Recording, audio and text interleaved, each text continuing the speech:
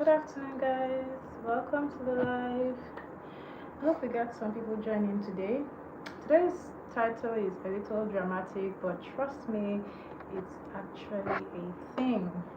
The same way that people are obsessed with their skin, with their face, with other parts of their body, it's the same way that there are people who are obsessed with their hair, especially when they have really long, really full, really beautiful hair. There are people who do everything within their power to make sure that their hair stays that way. So they always make sure they stay on top of their hair care routines. They always make sure they stay on top of their products. So they are using the best possible products on the market for their hair type. They make sure they are following the very best routines for their hair type. And if they need to do treatment, scalp treatment, hair strand treatments, dermatological treatments, they will do those treatments just to make sure that their hair is something that when people look at the hair, they go, oh my god, wow, your hair is so beautiful. What and what did you use? And all of that. So welcome to the live. I'm going to see how many minutes I can be live for today. I'm going for 30 minutes, but let's see how that goes. So when it comes to getting people to be obsessed with your hair, the most important thing you need to focus on is having a regimen that supports that. Trust me, there is a way that you can have a hair care regimen, and that regimen, even if on a normal day you can say you want your hair goal to be healthy hair, or you can say you want your hair goal to be long hair, and then you build a regimen that will help you achieve long hair or healthy hair. Trust me, in the same way, if you say for my hair goal, I want people to be completely obsessed with my hair, I want people to look at my hair and go, wow. I want when I walk into a public space, whether it's my real hair or it's fake hair or it's extensions or it's wigs, I want when I walk into any space, everybody turns and looks at my hair. It's something that you can definitely do. And I feel like for a goal like that, you will need to maybe step out of your comfort zone a little, or you will need to just do things in a way that you don't normally do them, just to make sure you get the recognition that you're looking for. So that's what we are going to be discussing today. Welcome to the live. Please, as you join the live, feel free to drop a hi, feel free to say hello, feel free to introduce yourself. I had said I was going to be doing, sorry guys, I ended up offline. I hope it's still, I didn't notice that my Wi-Fi had gone off, so sorry guys, I'm trying to restart it. But anyway, yeah, I said the same way that you can set a goal for any other thing in your life is the same way that you can set a goal to have people obsessed with your hair and make it happen. And it's something that if you set such a goal, you will need to step out of your comfort zone, because it will mean you have to turn your attention and make sure that you're paying extreme attention to your hair and making sure that it looks a way that is not the typical hair that people see when they step out into society. Normally when we see hair, especially natural hair, when we see hair in society, hold on guys, I need to switch my Wi-Fi back. Yes, please switch back, let's cooperate.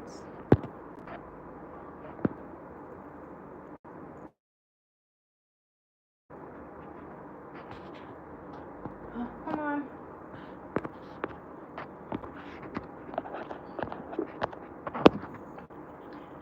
All right, we're back. I'm so sorry. I was shooting before now, so I wasn't paying attention to the Wi-Fi. But yeah, please, as you join the live, feel free to say hi, say hello, introduce yourself, drop a message for your host, and let's interact with ourselves in the live.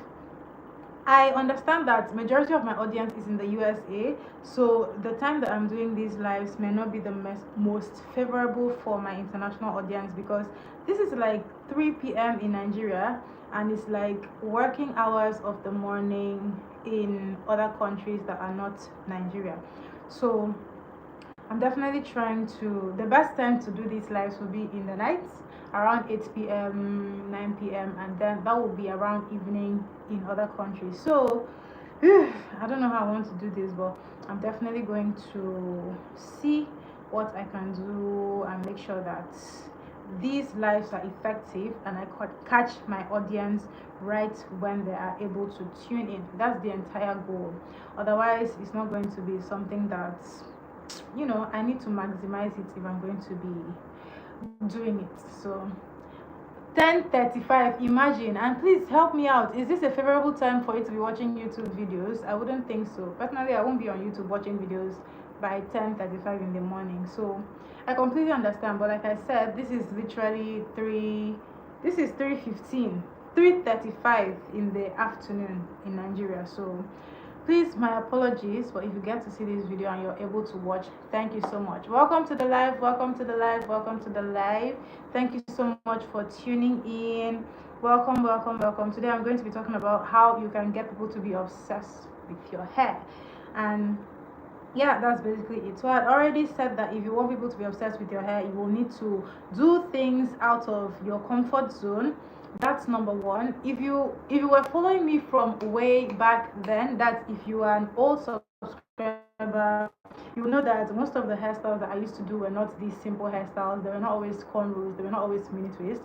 I used to tilt towards the direction of more unconventional hairstyles with a lot of beads, hairstyles that had a lot of color, hairstyles that just always had people asking me how I got the hair done, what I used to do the hair, what my accessories were, where the accessories were from. So all of these cowries, all of these beads, all of these things, I used to do a lot of all of that with my hair. And that was also because I used to style hair back then, so I used to use myself as the model and style myself so that other people could see what the hairstyle looked like on me.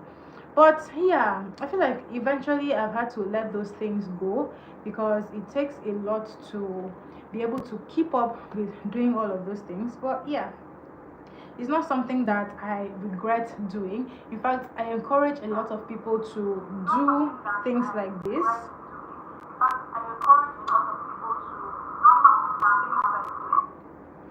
So I encourage people to do things like this to just help them get more comfortable with wearing their hair in other styles outside of cornrows, outside of basics, outside of braids, outside of twists and single braids like that.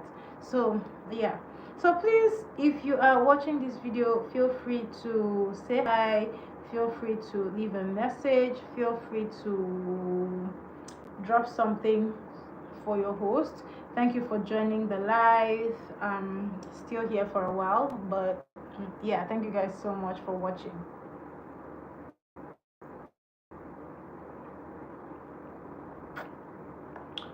Also, if you have any questions you would like to ask me, go ahead and feel free to do that as well. Natural hair is something that I observe that in spite of the fact that there is still a lot of information on the internet, people are constantly learning. There are people who are just getting into their hair journey. There are people who are just starting out with hair. There are people who still don't really know their left from their right when it comes to hair. So they need all of the help they can get, which is why I come from several different directions when I'm posting my content, and there is always someone who finds my videos helpful. There's always someone who tells me that they didn't know one thing or the other until I posted about that thing in my video. So I like the fact that people communicate that with me, and I also like the fact that these videos are helpful because if I had the amount of information that is available on the internet now, back when I started my hair journey, it would have been so much easier. But then I also like to say that I have done all of the hard work, all of the hard parts, so that other people, especially my audience, does not have to. Especially my audience with my type of hair who are trying to navigate their hair journey, they don't have to go through all that. Give me a minute, guys.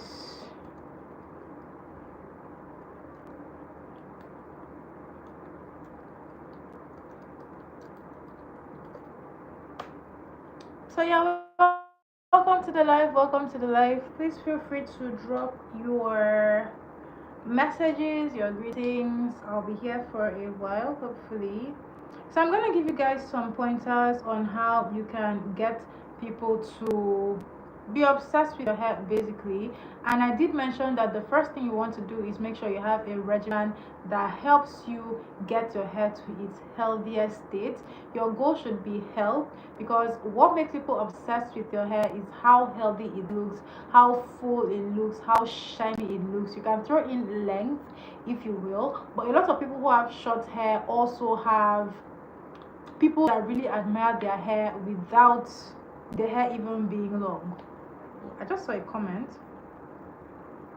I have a lot on tension, been concentrating on scalp massage. That's very good, Francine. Scalp massages help to relieve the scalp of any pain, and scalp massages are one of the ways that I got away from being so tender-headed. I used to be very tender-headed all the time, and it's not funny because you won't be able to style your hair as frequently as you need to, or you won't really be able to manipulate your hair even for the simplest of things. So yes, scalp massages are very effective. And also use a scalp oil. Apply the oil to your scalp and make sure you repeat the massages every day if you can. If not, every 2 days, every 3 days, every 5 days.